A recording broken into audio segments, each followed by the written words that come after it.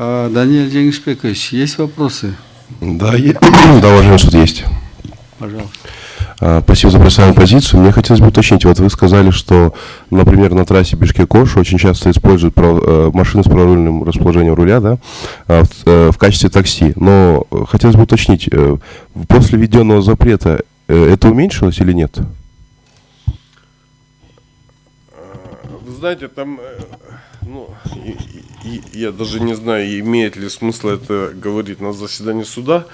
Но это то, что мы наблюдаем, то, что видим, что все, как правило, эти машины, они лучше, они качественнее, они будут ездить определенно какое-то время. О том, что они практически работают в коммерческих целях, это, мне кажется, ни для кого не секрет. И я как автолюбитель со стажем 20-летним, я вижу, что владельцы транспортных средств с правосторонним движением, они даже в городе, путем того, что они должны впереди видеть, они должны смещаться, и это создает действительно большие проблемы. Другой вопрос, что действительно был момент, что был завоз автомобилей с Японии, но со временем мы, наверное, приняли закон, присоединились к конвенции. То есть у вас по вопросу нет статистики, да? Нет. Уменьшилось или не уменьшилось? Вы же это хотели услышать? Да, уважаемый суд. Да. Да. Ну, у вас нет Всё? такой Нет, статистики, нет, да? у меня Сейчас. такой Хорошо. статистики нет. Еще вопрос, пожалуйста. Спасибо за представленное слово еще раз.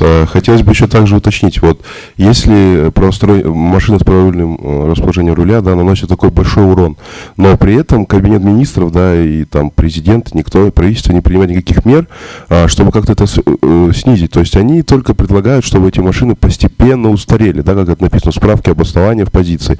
Не рассматривается тогда вопрос о том, чтобы просто выкупить эти машины у граждан для того, чтобы они их не использовали, потому что это очень опасно, как вы считаете? Ну, вы знаете, я считаю, что ваш вопрос совершенно прав. Вы правы. Если уж государство делает запрет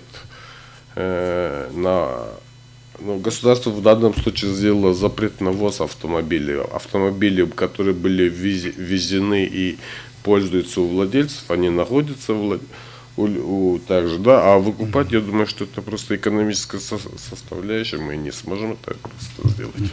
Хорошо. Еще вопрос, пожалуйста. Тогда таким образом, если государство не может выкупить, не может обеспечить безопасность, за которую оно ратует, почему граждане, которые уже имеют правостороннюю машину, праворульную машину, должны не менять кузов, потому что государство не может выполнить свои обязательства в очередной раз. То есть государство не могло помешать ввозу, теперь государство не может выкупить, то есть полностью избавить нас от проблемы, но предлагает такую меру по, так скажем, по изнурению граждан, да, постепенному. Почему государство делает такую политику? Вот почему не другую, да? Нет, мы, наверное, чуть-чуть друг друга не так поняли.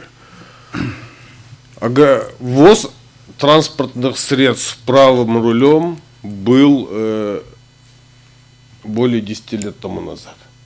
Так, он я просто не могу назвать точную дату, с какого момента это стало существовать, но за тот период, когда эти транспортные средства вышли на дороги общего пользования, и в результате тех ДТП, которые стали происходить, и которые мы стали замечать, что государство стало отслеживать, не только государство, но и все общество видело, какие происходят ДТП, и, как правило, это именно является причиной то, что руль расположен с правой стороны.